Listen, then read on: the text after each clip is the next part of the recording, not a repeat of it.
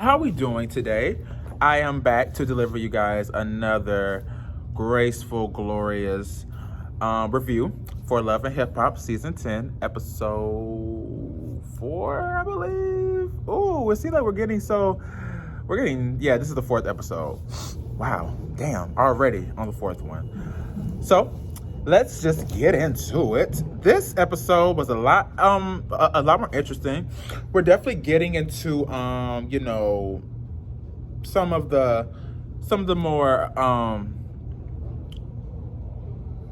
more in-depth storylines we're starting to see sort of form. Actually, not really. I don't know. But let's get into it. This episode was really this episode really kept me intrigued. I will say that. There was a lot of moments and scenes where I was like, wow, okay, so Love and Hip Hop, they're getting back there. I will say I can feel the momentum trying to build up. It's just slowly but surely getting there. It is. But once again, I enjoyed this episode a lot more than I have enjoyed the previous three, mainly due to the fact that we just get to see more of our stars' lives. I hate to call them stars, but that's what they are. They star in this shit. What else was there? And I don't know. I think I'm just, maybe just becoming complacent and just comfortable with the idea that this is not the same Love and Hip Hop that we knew. And when I think about it, things do grow and change. And who wants the same cast, the same show, the same whatever? So I'm just really just trying to, just be very open to whatever I'm watching. And I've been, I was pleased today at 8 o'clock. I was pretty pleased. I did not think that they were gonna leave the episode off. I'm sorry. I did not think that they were gonna start the episode where we left off last week with Yandy and Infinity, but that's where they left us off at, with Infinity walking off from Yandy as they were sitting down having a conversation in regards to Infinity getting back into their lives, and in regards to just Infinity going on social media, threatening to expose Yandy and Medicis, I guess you could say. But that's where we left off at. It went into Yandy basically just trying to chase Infinity down, and Yandy made a statement. She was like, that if I was a certain type of person, I would just walk the other way and not basically hear anything from Infinity until she needed something. But you can tell, and I just like to give people the benefit of the doubt, especially people who I like on television. I just feel like that Yandy is trying to not leave Infinity out in the dark or leave her out in the cold, and she's trying to do everything she can to not break that bond that they had 3-4 years ago before Medicis got in the picture. And Yandy, she mentioned that what did she say? She said that Infinity keeps allowing the narrative that Medicis was the wedge that came in between her and Yandy. And I feel like that Yandy doesn't want to admit that, but because she thinks it sounds bad on Medicis' end, but not necessarily at all. I think that Yandy needs to understand that even though Medicis didn't directly have an impact on you guys, it was still an impact. It might have been direct, but it was definitely indirectly, because at the end of the day, once again, as I've said before in my previous reviews, Medicis was in jail. He was gone, and Yandy decided to adopt a child. So I'm not really sure what happened in between him coming home, Infinity being there, but it just just in my opinion, and maybe I feel like Yandy was longing for something with Medicis being gone, so she just figured, maybe if I adopt a child, that'll replace what I'm missing. But I don't think that her and Mendices were on the same page when it came to bringing Infinity into the picture, and so now it's just like a gray area because it's very obvious, and I'll get into this a lot more once I get into Mendices being in the scenes with them. But it's just very clear that Mendices is not that he's okay with leaving Infinity where she's at. It's all Yandy that is keeping Infinity in the picture. But Yandy, she says that in order for really anything to get better, Infinity does need to speak to Mendices, which I think does need to happen. I don't know if they've spoken before, but it seems like that they just really don't know each other. It really does. It just seems very, very odd. When she speaks about Mendices, or when he even speaks about her, it's almost like two strangers speaking about each other, and they don't really know each other.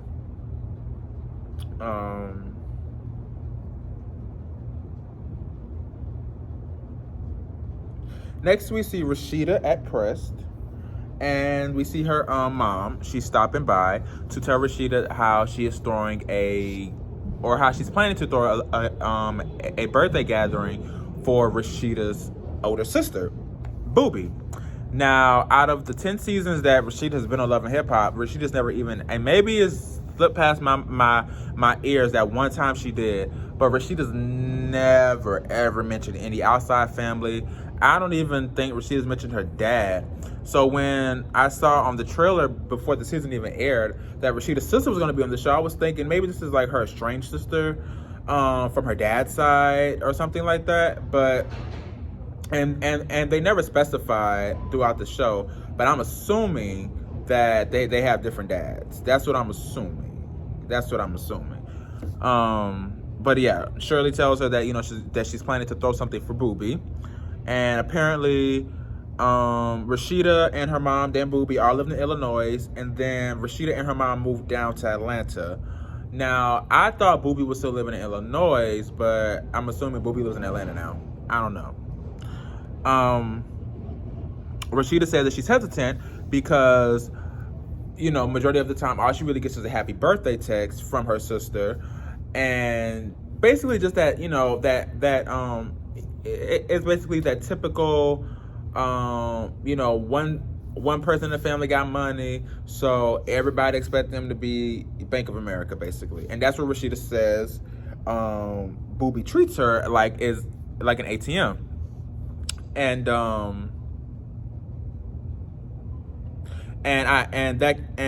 from seeing Rashida's sister, you definitely can tell that and even the way Shirley speaks about her own daughter, it's very clear that Booby has issues, and everybody just really don't be having time for it. So Rashida, she tells Rashida that she wants to have the gathering at Frost Bistro. Of course, it's a free restaurant and it's free food, so everything's just free basically. Shirley says that she has carried Booby for 40 years, and Rashida says that she must have had the other 10, because I'm assuming that she's maybe like 51, 52, or 50 or 51. I think she's 51 now, because I'm assuming that they've spent a lot of their time, money, and energy taking care of Booby. Why did they name her Booby? Well, nicknames. Rashida says that they can't really have a relationship because it's all about money. Apparently Booby has been to jail, Shirley says. Apparently Shirley has fired Booby 3 times from stealing. I don't know, but apparently Booby's the mess child, and Rashida and her mama want no parts. So it's gonna be very interesting to see how they all interact at this dinner. It was very interesting to see. So next we see Erica meeting Dr. Jackie. Everyone goes to Dr. Jackie. I know Dr. Jackie just has like a contract with VH1. It's like, any of our pregnant women, we're just gonna send to you. You deal with them, because Dr. Jackie is just like, she's like that bitch. Like, everyone goes to her when they're on television and they're pregnant. She begins telling Dr. Jackie about Safari's reaction regarding the news of the new baby, and she says how Safari. She basically says how Safari was acting, which was like a dick. And Dr. Jackie tells her, well, do you remember what your reaction was when I told you. She said you just basically just stood there and stared at me. And I understood what Dr. Jackie was saying, because she was not trying to take sides at all. Definitely a peacemaker and playing devil's advocate. But at the end of the day, you can't really compare Erica's reaction to Safari, because Erica's reaction was contingent off of what she thought Safari would be reacting like. I'm pretty sure if she had a husband who was happy to always see her, happy to see her baby, happy to see her pregnant, happy to just have children with her, then she would have been jumping for joy, glad to have another child. But when you have a husband who's telling you already that one is too many, who wants to tell him that you'll have two? So I don't really think that it's fair to compare their reactions, because I know at the end of the day, the only thing Erica could think about was getting left with two babies. The only thing Safari was thinking about was, wow, I can't really party like how I want to anymore. It's really over with.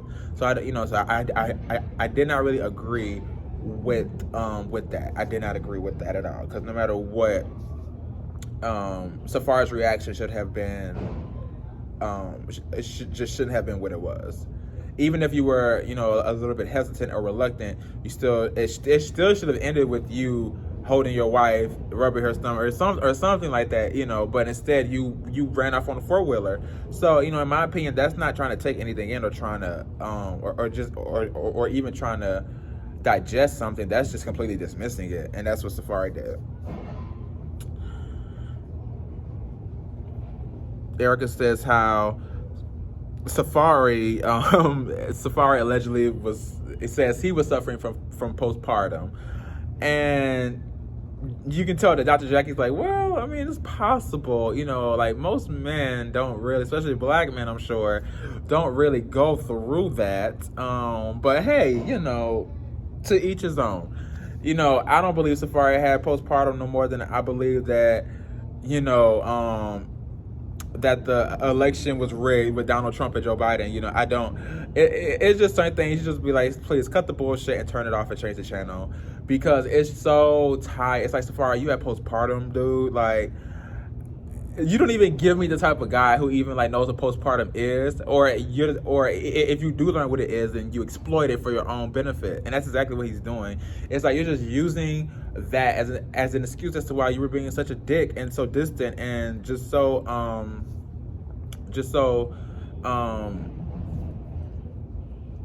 unresponsive to having a baby with Erica. So I really feel bad for Erica, because Safari gives her nothing. Safari gives her nothing, and it's only so much you can do with nothing until it's just child. But she says at this point she's really just basically worried about being left at this point, because she just doesn't know how he's gonna really take it. Because of course, he knows he hasn't left, but Erica knows that we still have months of me, we still have for me to have the baby. We still have to get through me taking the baby home, having a fresh baby with the other baby. I can only imagine the mental toll it takes on a woman when you're already having a baby for one with another one, and you have to worry about your husband not being supportive or being a good partner during all this. It just has to be just really mind-blowing. But next we see Tate back in Cali. She's rehearsing. I will say Tate, she stays you can tell booked and busy, and it's gonna be very interesting to see how they incorporate her into the Love and Hip Hop world, because right now she's only really been by herself. She had one scene with Amaretta, and that's really about it. Because there's really no one else. She can't Tate is the youngest person on the cast. And normally, you'll have maybe Akbar, Shekinah, light skin Keith, somebody, even though they're not young, but especially Shekinah. But you'll just have a certain group of people that oh well, you can just go with them. But with Tate, it's really who are you gonna really mesh with? Sierra maybe, and Bambi. They're 20 years older. You're not 20 years, but they're at least a good 15 years older. So it's pretty interesting to see how she's gonna last in the Love and Hip Hop world. But while she's rehearsing, she receives a phone call from Guap. She says that she's been really thrown by the events that happened at last night at his house or whatever. So she's just been trying to get her mind off it until he calls her. So he calls her, and what happens? So yeah, they start talking. So basically, she just tells him how she feels like he didn't have her back, and he tells her how she didn't have his back. And so then he goes into saying, what did he say? He said that she was he said that she's gaslighting him, and he hung up the phone on her. Now, I don't know what other proof she needed to see that this is like a fuck boy in the making, or a fuck boy just like there, but it was like very obvious. Girl, you need to leave this man alone. Like, you need to run and run far away, because he literally just told you that you're gaslighting him. Like, I was blown. I was like, wow. I was like, you're a real gaslighter, dude, because you're actually like, you're saying it out loud that someone else is doing exactly what you're doing to them, to you. So I'm like, you think that you're good. And poor Tate, she's she obviously really likes him, so it's a lot of things that she's like looking past and not looking at. It's just crazy. Like he literally hung up the phone on her after calling her, and acting like you want to talk about, what happened, maybe apologize, for letting me know in front of everyone that you're not going to be with me on my birthday, for, it's just something you could have did. But instead, you decided to call me and tell me I'm gaslighting you, and then hang the phone up in my face. After that, he would have got blocked, and he would have never heard from me again at all. It just would have been a done deal. So we'll just have to see what your baby Tate does with that. But in the end, she learns that, on a better note, that her video "I Am" has now surpassed 1 million views on YouTube, which is great, which is really great to hear.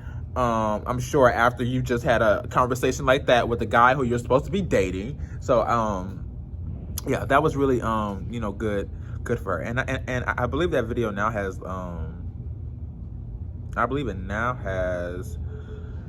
like a few more, not a few more million, but I think it has like 2 million now. Oh, almost. It's at 1.9 million. Almost there. Almost. But next, we see Rashida and Kirk at the they're opening up a new press location. And I thought that they already did open up a new press location. She did. She opened up a new one in Houston, but I guess she's opening up a third one, and because she called it Press 2.0, and I'm like, well, isn't Press 2.0 the one at the Galleria in Houston? But I guess it's Press 2.0 Atlanta. But we see Kirk there with Carter. I am so mad at myself because I don't really, when it comes to Rashida and Kirk's kids, I don't really pay no attention to no one other than Kai, or I don't really know no one else other than Kai. I remember when Rashida was pregnant in the earlier seasons, and she had the baby, but I didn't know that was Carter. I thought, I don't know what I thought that baby name was, because I thought that the baby, that Carter, the kid with the hair who we always see with them, I thought that was Kirk and Jasmine's baby, Cannon. And I thought that maybe now they just like have him all the time or something. Until he came on the screen and I was like, Carter. I was like, that sounds a lot like the name that I think Rashida and Kirk's baby is. But I was like, no, that's Jasmine and Kirk's baby. Until I Googled it, and I was like, let me just Google Carter. And when I Googled it, it said, it obviously linked that it was Rashida and his baby. And then when you Google Cannon, it shows that it was him and Jasmine's. I was like, I don't know why this whole time I thought Rashida and Kirk would have Cannon with them. That's why I was so confused on the first episode when they were in the bed. And I was like, why is Cannon there? And I was like, Rashida's very comfortable with this. But obviously, Kirk probably never even sees the damn kid. But yeah, we see them at the new press location. Rashida decides to tell Kirk about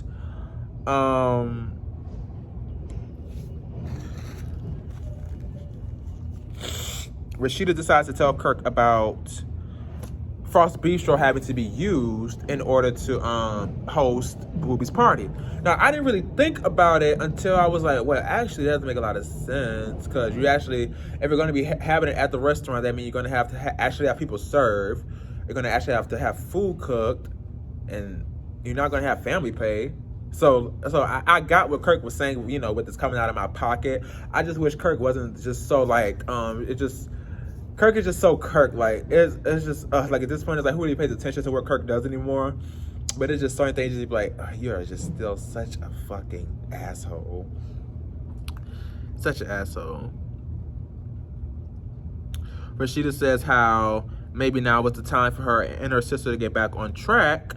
And, you know, if this dinner doesn't work, then at least they can say that they tried, you know. And I get it. You know, you want to at least just try, you know, put it out there one more time, just to see if we can have a normal dinner with a, you know, with a normal family, you know. And of course, every family has their problems and have their dramas, but, you know, it's just not every time we get together it needs to be something, or not every time we get together you need to be asking me to put down a down payment on your car, on a new car for you, you know. So it's all about balance when it comes to family and money. It really is. It really is.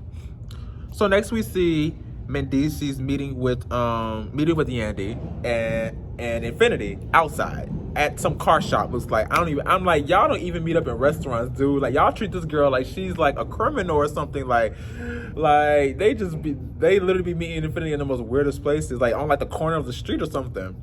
But anyway, they meet up. Yandy says how it's very imperative that, you know, she speak to Mendices because Mendices is more protective of the family than Yandy is. So, you know, it's really all about speaking to the man. And when Yandy was saying it, I was like, Yandy, like, this is, and I get it, because once again, this is not you know, a child that you guys both raised together or brought in, or, you know, or had in your life together. So it's so no matter what, Yandy's always going to put Mendices on that pedestal, no matter what. But they begin talking. Mendices go straight into it, like no chaser. So like he begins talking about how, you know, is she going to be on social media, and he says how you don't do stuff like that, basically, which is very obvious. He says how, you know, with his kids being there and her threatening to, you know, put stuff out on the internet, he just feels like it's very it's not a good situation for his kids to be around. And I completely forget that Mendices was gone for like 4 years and he was just locked away in jail. So I know that, like, even before a person has a connection with their kids, but I know, like, now, like, when you're away from them for so long and you're longing to be back with them, and then you actually get to be back with them, I know it's like one of those things where I don't need nothing to mess this up. And I know that Infinity being around, as much as Yandy says the kids loved her, I know Mendices also know that, you know, that only goes so far. She still has issues and she still is a grown-ass person. So no matter what, if the kids love her, we can always get a nanny, you know. But is this person conducive to what we are trying to do with our lives? And, you know, he's still trying to figure that out with Infinity.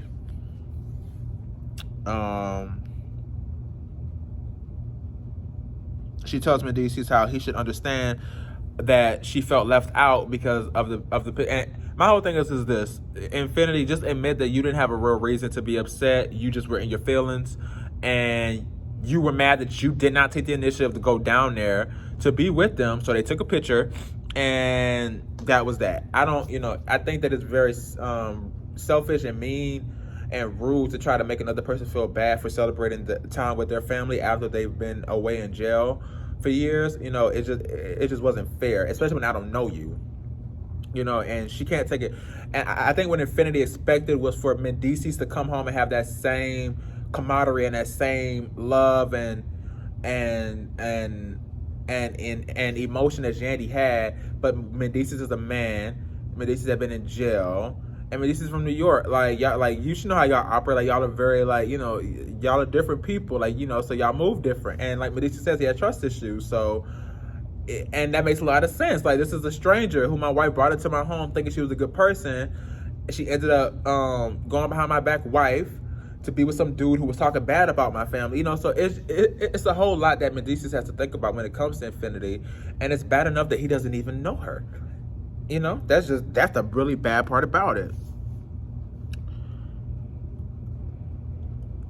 Yandy advises her to come back to the house. She well, not really advises, but she suggests that she come back to the house on only if Mendices is okay with it. You can tell. So Mendices gives it the okay, and I guess they're gonna have dinner or whatever at the house for the first time in a while.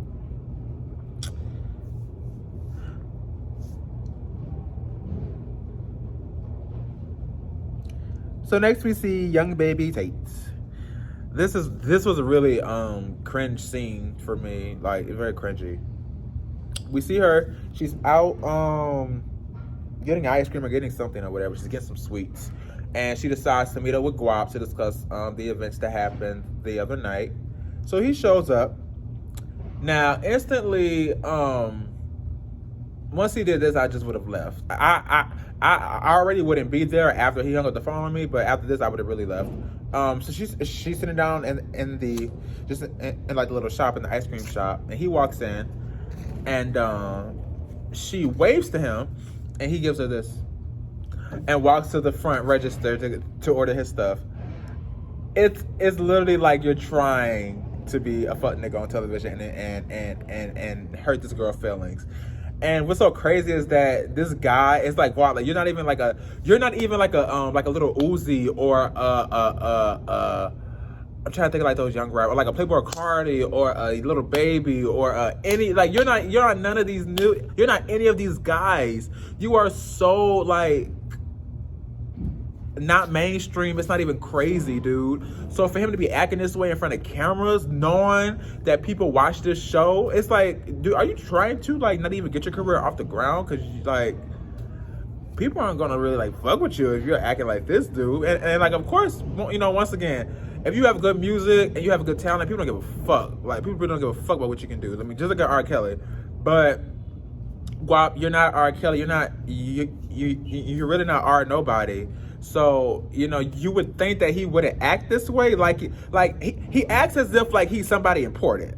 That's what it is. And it's like, you're not. Like, I'm not in the industry, but it's obvious, Guap. You're not important. Tate was hyping you up, honestly, by saying that you're Grammy nominated and that I don't have a hit song. I've never heard of adobo chicken or adobo soup, adobo whatever the fuck it's called.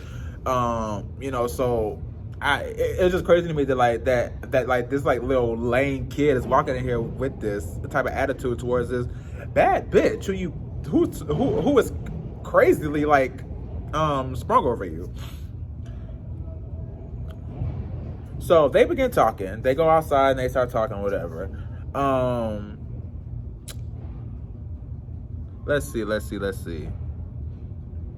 Once they start talking, it's obvious that it becomes very clear what he's doing, which is gaslighting her.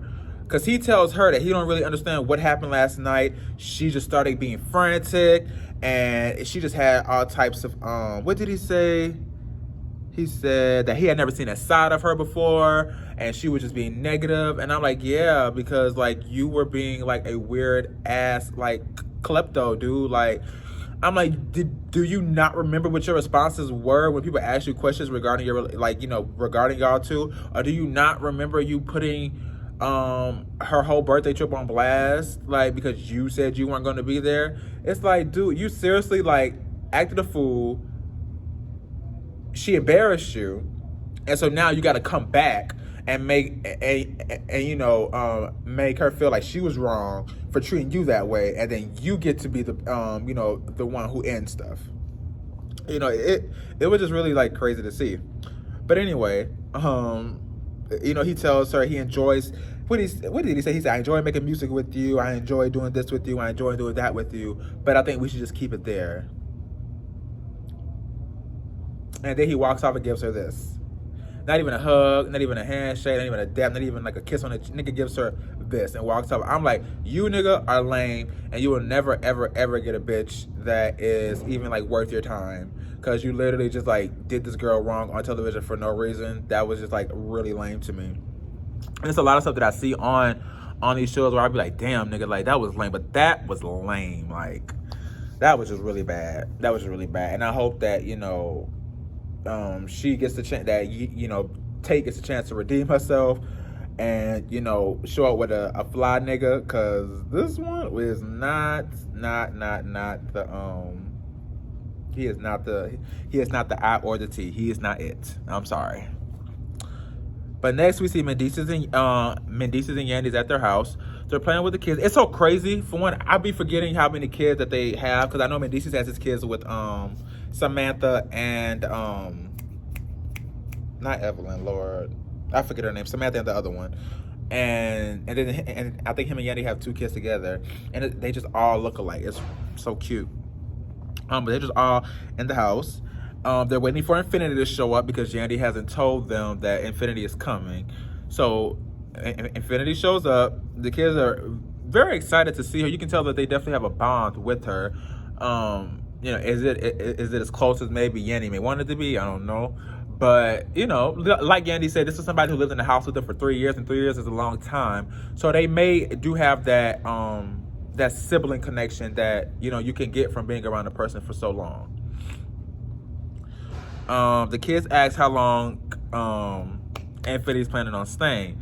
Infinity says she doesn't know how, so, you know, so she asks them, how long do you guys want me to stay? So I believe it was Skylar, she said a year. So Infinity was like, a year? You know, you don't want me to stay here forever? And you can tell that when she said forever or to live, Mendices and Yandy's ears went up. Because they're like, well, just an hour ago we were sitting up here debating on the book you were writing. We were, you know, we were about to give you the whole tell-all and bell-all for your book, so you could go on social media and expose us, you know. And I'm sure a lot of people would probably be, you know, would probably say, let it go, you know, they're so honing on to that, you know, they've just talked about it.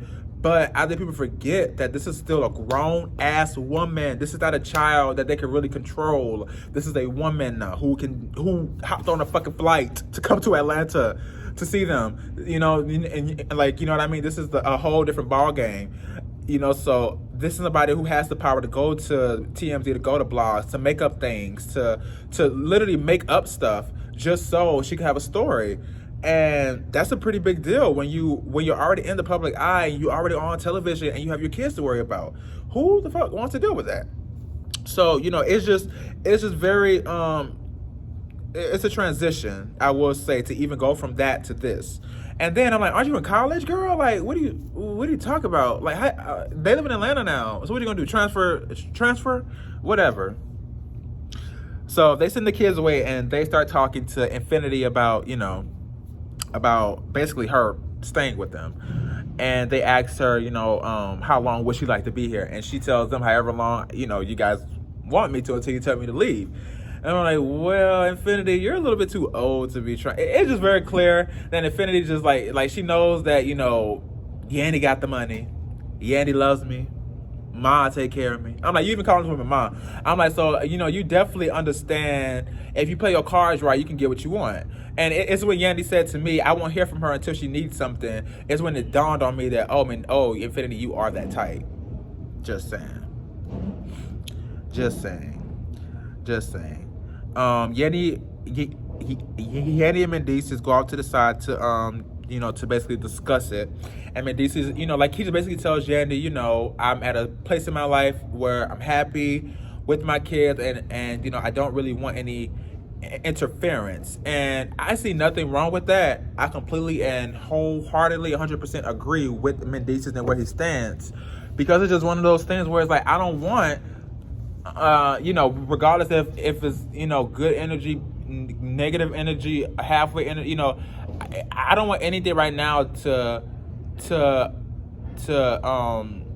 enter my space that I don't want, because I'm comfortable with what I got right now. And you can tell that that's where Mendices is at. Of course, he can't say on television, I don't want this girl in my house because I don't know her.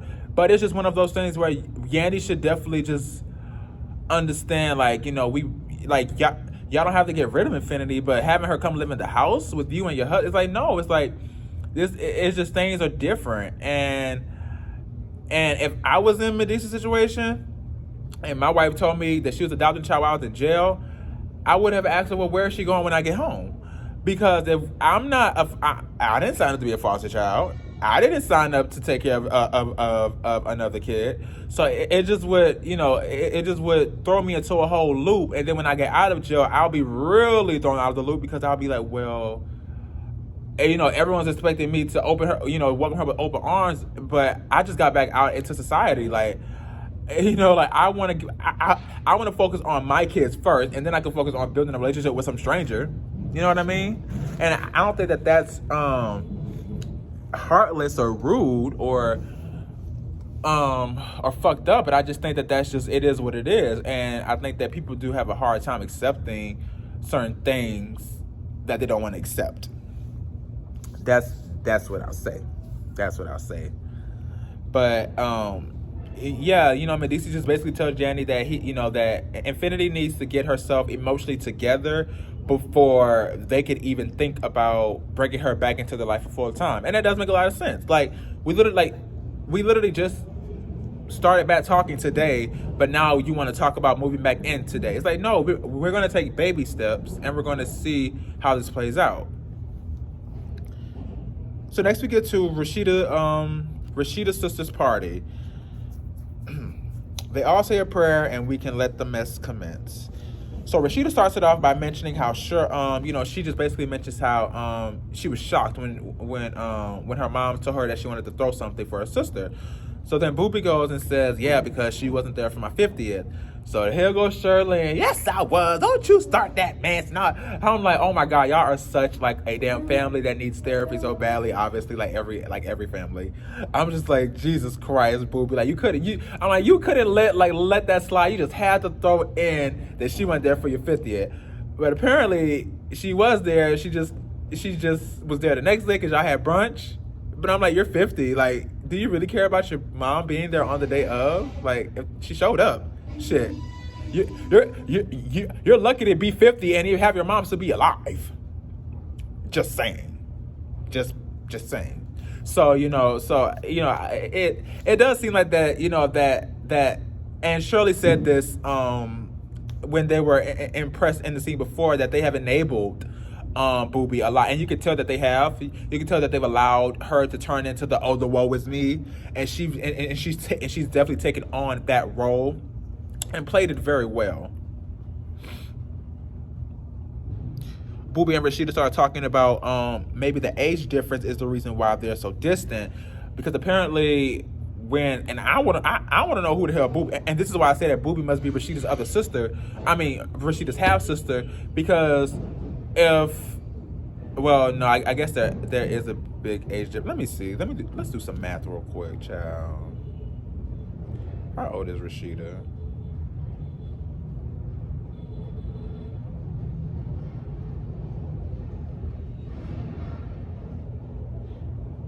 Oh, Rashida 45.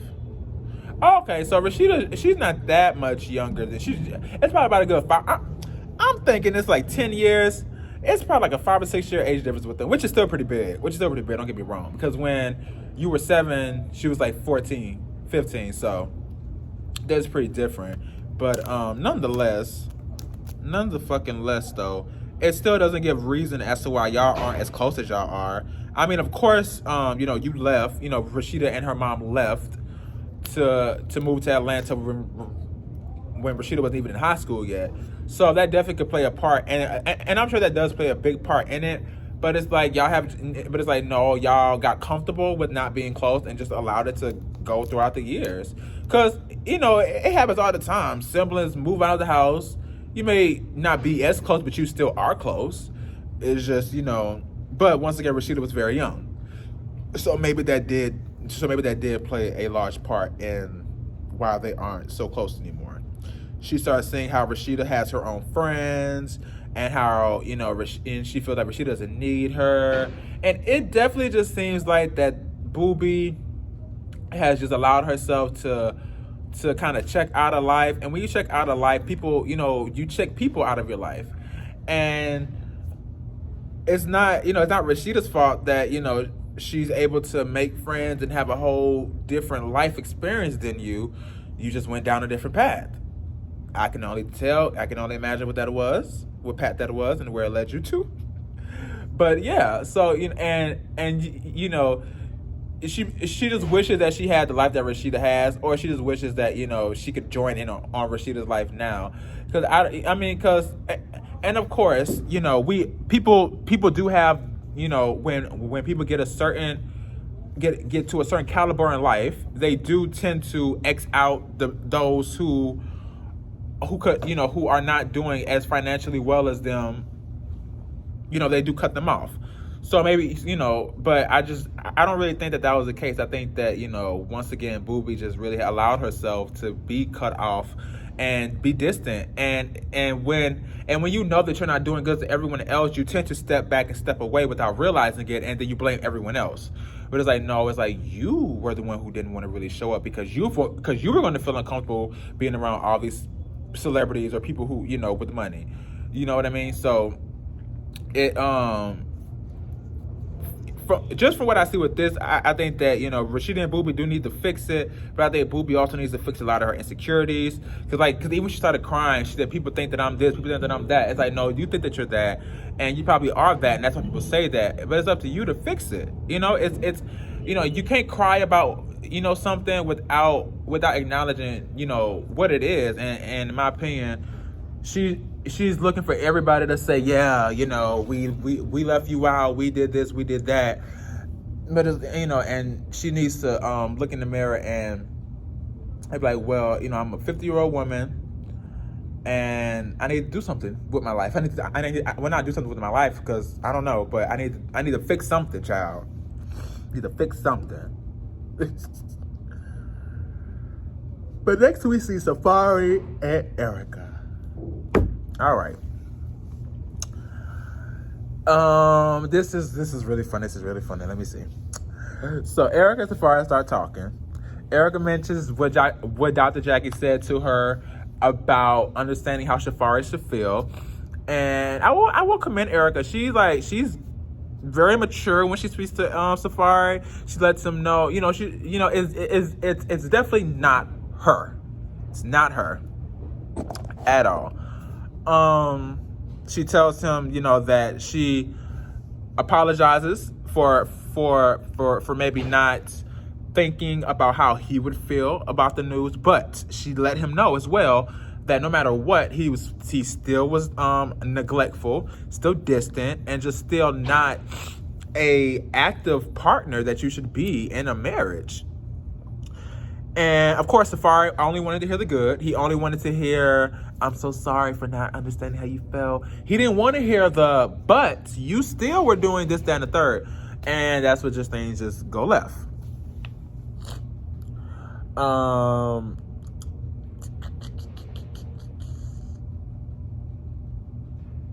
He tells her that the reason that he was so neglectful was because he had postpartum and because he had a new baby in the house.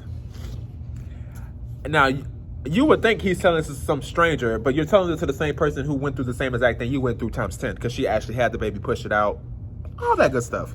So it's just mind-boggling to me how you can sit up there and tell her that you were going through postpartum and you were tired and you were this and you were that. And I'm just like, Erica, girl, and the thing is that, and I don't ever, when I do the reviews, I don't ever be like, yeah, leave him, even though she should, because I know that it's hard to leave a person when you're married and you got children with them. So it's just one of those things where it's like, Erica, I can't even tell you leave, but open your eyes. Just open your eyes and listen. And I feel like Erica's eyes are open. I think she's just so pregnant and so, I think she's just checked out right now. She can't really give too much because she's pregnant. You know what I mean? She's pregnant. Erica tells him to step up and tells him that no matter what the gender is, she tells him that no matter what the gender is, he can't really get upset. And then she asks him if it is a girl because Safari wants a boy. And she asks him if it's a girl, how would he feel? And he tells her that he would feel frustrated at first. He said he would just feel like it wasn't, I guess, what he wanted. And Erica tells him that he needs to watch his words because no matter what, and of course Safari means these things, but it's just, you just at a certain age you just have to be like, I have to be mature, I have to think about what I say, and I cannot say it. Safari's literally like, yep, I'm going to say it, fuck it, and it lets it come out of his mouth, and it's like, you don't know how this looks or sounds, sir. Like, it's so unattractive, and it's so disgusting to even hear you say, you know, if you got a daughter, you wouldn't you would be frustrated. You have a child. Like, you have a fucking child. Like, get over it. He says that he needs an heir, and I'm like, an heir to what, Safari? You have nothing. You have no career. Gosh. But anyway, she tells him it's a boy. But in the middle of telling him it's a boy, the baby was playing with Safari's guitar on the guitar stand and pulled it, so the guitar fell back on the baby. And all you see is Safari do this. Literally, all you do is see him he's like this the entire time. While Erica's picking up the guitar, Erica's not even worried about the baby. Erica's making sure your fucking guitar is back up in order. And the least that you can't do is pick up the baby. All you can do is smile and laugh. But that wasn't even the kicker. The kicker was when Erica came back and Safari told her it was her fault.